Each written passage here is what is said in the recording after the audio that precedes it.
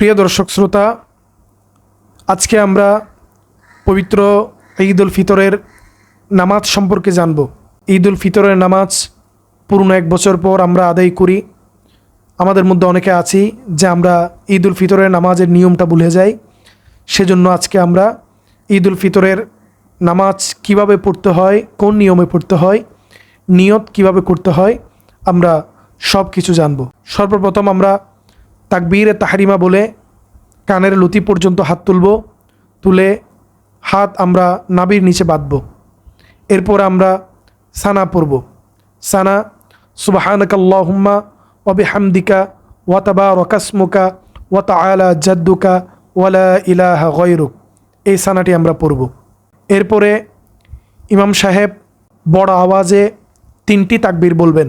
প্রথম 2 তাকবীরে আমরা কানের লতি পর্যন্ত হাত তুলে আমাদের হাত আমরা বাঁধব না, হাত সোজা ছেড়ে দেব। এভাবে কানের লতি পর্যন্ত হাত তুলে এভাবে সোজা ছেড়ে দেব, প্রথম 2 তাকবীর। এরপরে আরও একটি তাকবীর বলা হবে, তৃতীয় তাকবীর।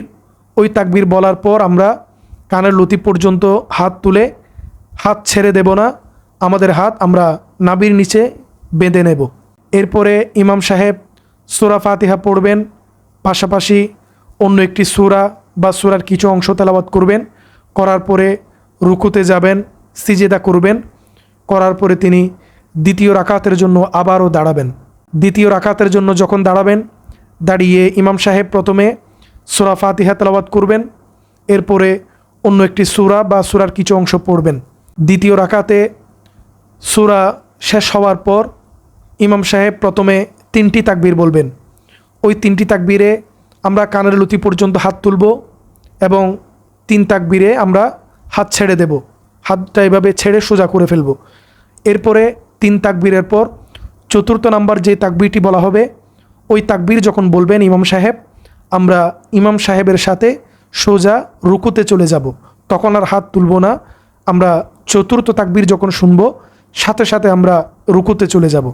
এরপরে ইমাম সাহেব রুকু থেকে দাঁড়াবেন, দাঁড়িয়ে সিজদায় যাবেন, সিজদা থেকে উঠে বসবেন, আবারও সিজদায় যাবেন। এরপরে উঠে বসে তিনি সালাম ফিরিয়ে নামাজ শেষ করবেন। এবার আমরা পবিত্র ঈদ উল ফিতরের নামাজের যে নিয়ত, এই নিয়ত সম্পর্কে একটু জানব।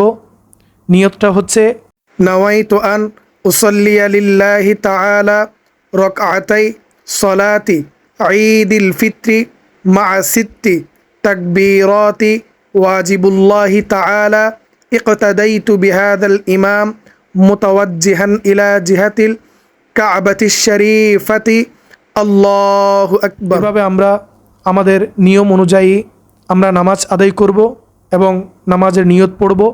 এরপরে আমরা নামাজের পর ইমাম সাহেব খুতবা দিবেন, আমরা মনোযোগ সহকারে খুতবা শ্রবণ করব। এরপরে মিলাদ ও কিয়াম হবে, মোনাজাত হবে। আমরা সমস্ত আনুষ্ঠানিকতা শেষ করে আমরা কুশল বিনিময় করে আমাদের আপন আপন ঘরের দিকে ফিরে যাব।